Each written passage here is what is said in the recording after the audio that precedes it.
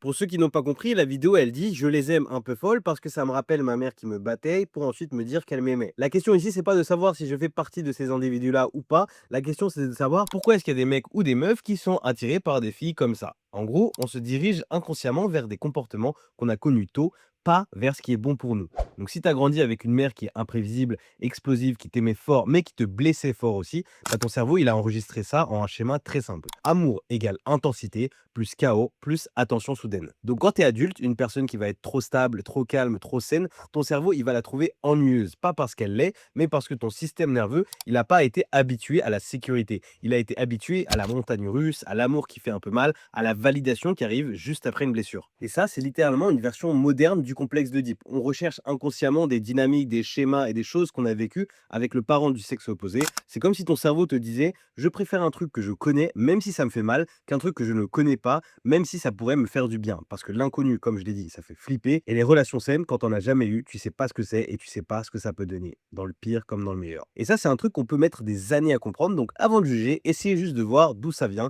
C'est souvent une histoire et des choses à régler, peut-être avec un thérapeute. Maintenant, il te reste plus qu'à t'abonner avant que j'analyse tes crushs un par un et que je dise qu'est-ce que ça révèle sur toi.